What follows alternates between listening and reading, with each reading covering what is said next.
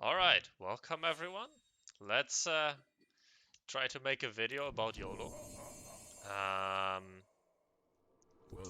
love playing YOLO, I think it's most fun, and I think it makes you a better player if you already have a reasonably high skill, so say expert or something, because it forces you to think about the game in a different way, think outside the box, and then also learn new stuff, because you're definitely forced to do stuff that you wouldn't usually be doing.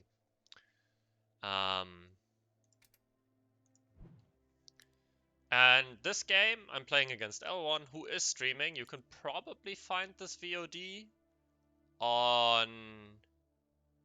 he's a Sakura Lock-in player. Okay. You can probably find this VOD on his channel somewhere.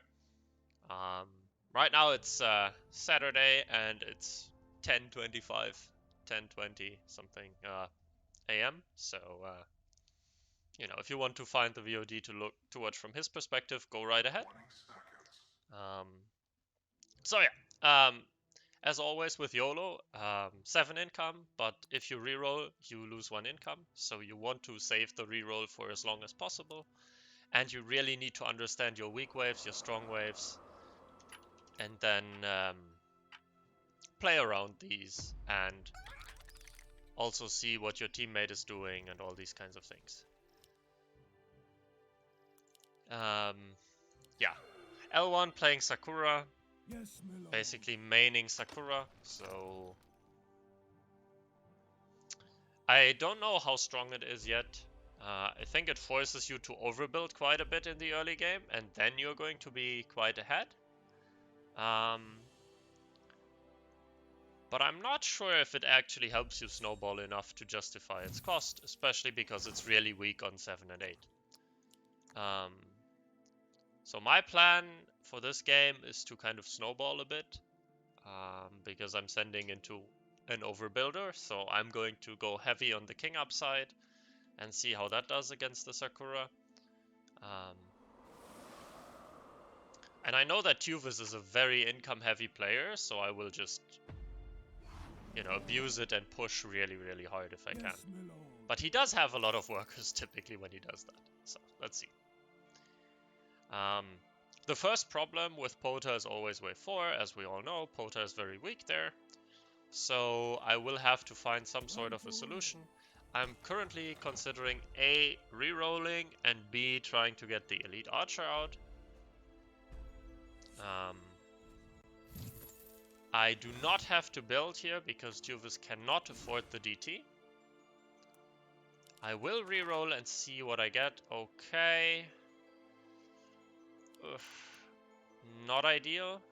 I don't necessarily want Millennium. An Arcane Tank is good. Bazooka isn't amazing. I think I will settle for Gate. I'm not super happy with this roll because it's kind of awkward to play. He added the split, so he's 4 workers. Boa has 40 gold. Thank you for letting me know that you have 40 gold.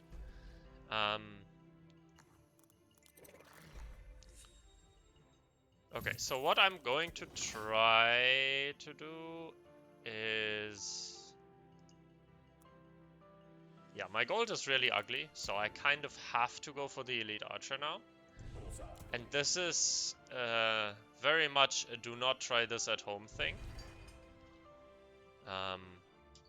As I said, luckily waves were quick. I am not getting a huge ass send here, but I'm very much in danger of leaking to any sort of send here. My idea is that hopefully the split will at least partially go for the elite archer and my Pota gets another heal out. Which it does. Very nice. So I am going to hold here. That is very nice. Tuvis leaks. Gonna give my mate the thumbs up. Yeah, L1 still very much overbuilt.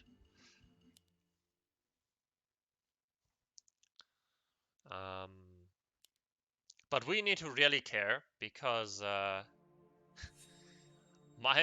build is like 0 tanks. And 0 tank builds in Legion are not good. Okay? No matter what you think, they are not good. So, yeah. But, you know, we were sort of let off the hook by Juvis. We didn't have a great solution for wave 4. We still pushed, and he only sent us income. So, our game is now a lot better than it's supposed to be with his role. Now, wave 6 is going to be a bit of an issue. Wave 7, I think, will be fine with the Elite Archer. This very long wave that's going to be here will be a bit of a problem. But on the other hand, it will also prove to be a problem for L1. Because he's now going to be worried about wave 6 and wave 7. So I'm gonna go here, even though he's stronger here. But I kind of need to get some gold to have a chance to hold next. And we definitely want to hold next. We don't want to go and leak the entirety of the wave next. So what I'm doing is... This is also a bit of an advanced Pota guide. If you put a unit here, it's supposed to tank one of the 3 Roccos going to that side. And there will always be 3 Roccos on that side with a lower split. With a melee unit. So I'm going to make my split a bit stronger with the Windhawk as well. And now I'm just going to pray. Okay, there's the Cannoneer. It's going to the right. The Windhawk is unfortunately a paid actor and does not tank. But Juvis did not send tanks, so this is totally fine. Let's see if we can kill his Sakura. He is sniping my imp, which is very unfortunate and rude. But it still died. And we hold, because Cannoneer... Whew, lucky me. And now I'm just gonna go 8, because he's very weak there with his Sakura. He's also weak here, but even worse on 8. The problem is that we might leak here.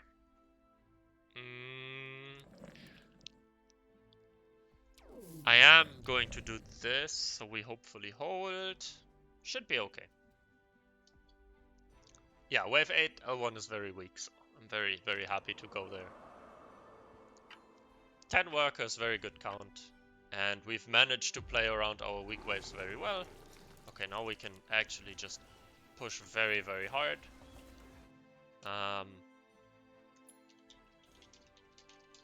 Consider it done.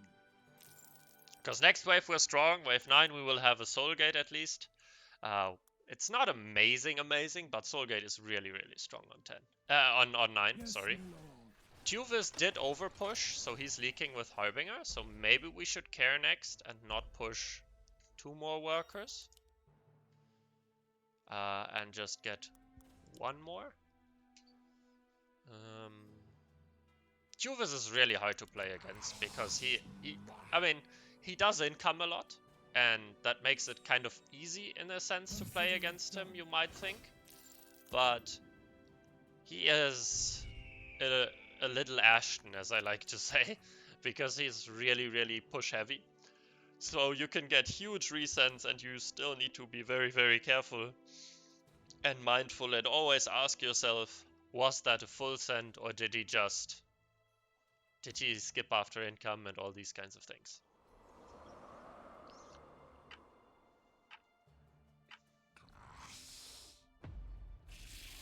Yep, there's my resend. I'm very happy I get a resend here, because now I can push 1 and still get my Soul Gate. I would really hope that L1 leaks here. At least loses a Sakura. But I think he's just too strong. I don't know.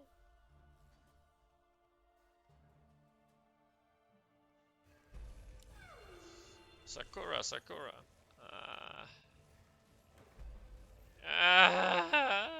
So close. It's so close. Sag. Now I need to resend to get the Soul Gate, because we definitely need Soul Gate on this wave. The biggest problem is... Okay, I have to build it here somewhere, because else my priestess will die.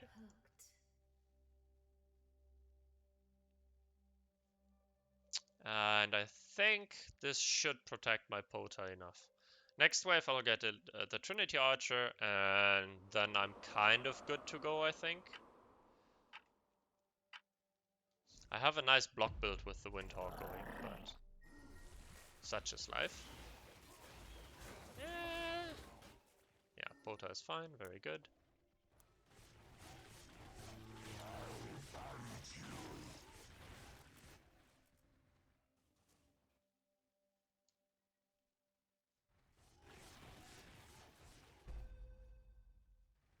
I should have resent properly. God damn it.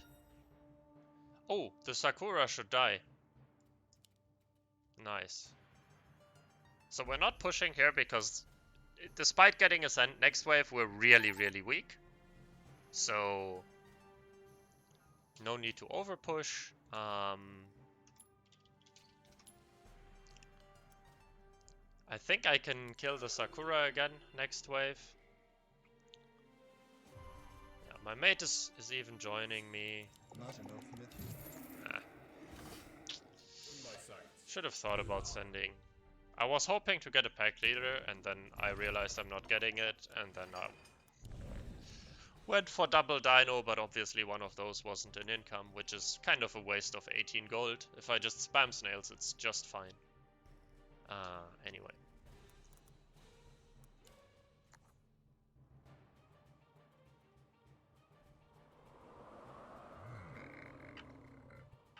Next wave I'm worried about is wave 12. Nice. This send is lovely.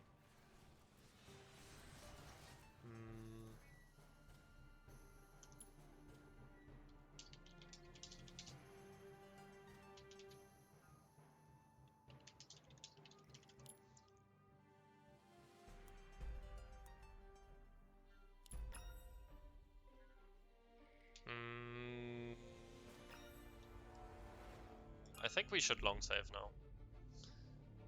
I'm gonna push one worker here and get a Zarya next, so I can cover.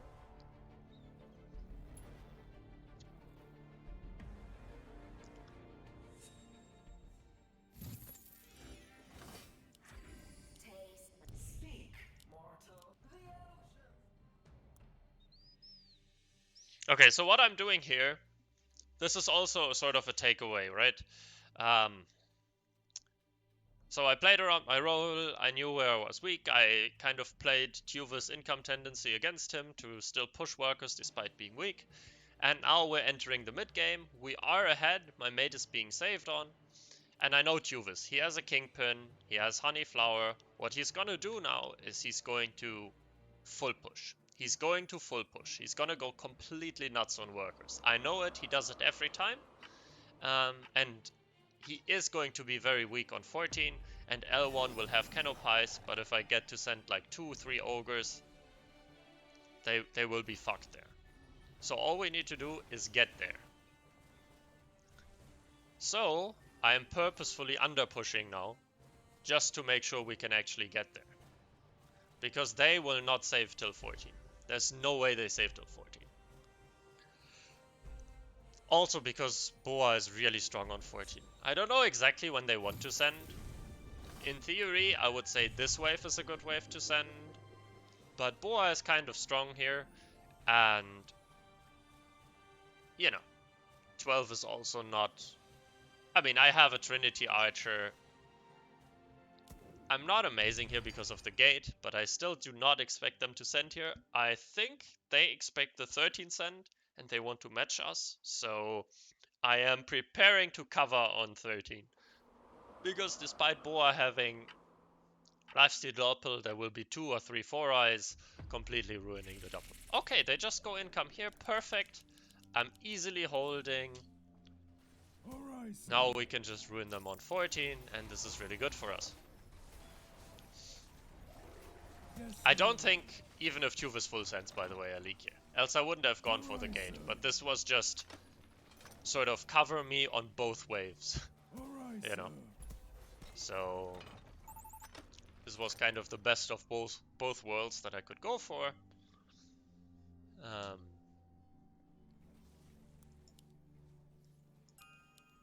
Now we can just easily go 14 and hopefully ruin them.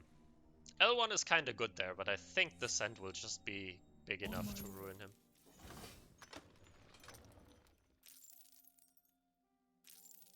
Boa is playing this really well so far. Can't complain. I love complaining about my teammates, but I can't complain right now. That's unfortunate, because it kind of takes away the whole purpose of my microphone. I typically just have it so I can flame my teammates. But yeah, now, you know, this 24 workers, it does make me leak on wave 14 in case they go big on 14. But I'm fine with that. He has Millennium. That's unfortunate. I still don't think it will be enough if they have one Doomsday. I'm gonna do Ghost Knight double ogre, I think. The Doomsday should still go for the Ghost Knight. And once again, you know, we're going back to the sending tutorial. I could have gone pack. I don't want to go pack.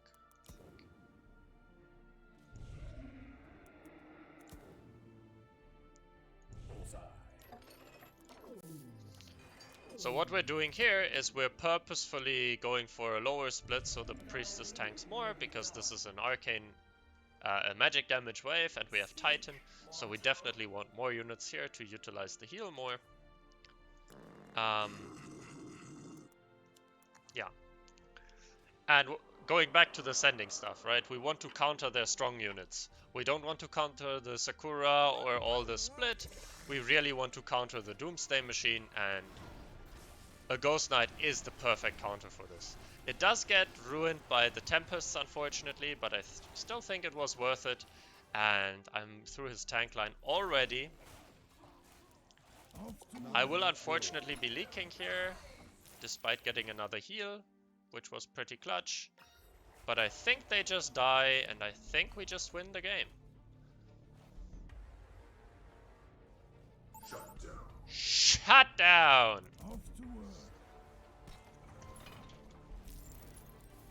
G. Yeah. Victory. Nice. Yeah, but this was like very lucky for me because I don't have a good solution for wave 4. I just know that Tuvis loves to income send. So with this king up, typically, like what I would recommend if you don't know the enemy very well, then you should not necessarily push 6 workers with this roll. I also did it because I thought wave 3 was gonna be quick. So, shut up, Green Spirit. Which it luckily was, and then I barely got my split off, and Tuvis luckily went for the 60 income send. Instead of going for a Brute, which would have fucking ruined me.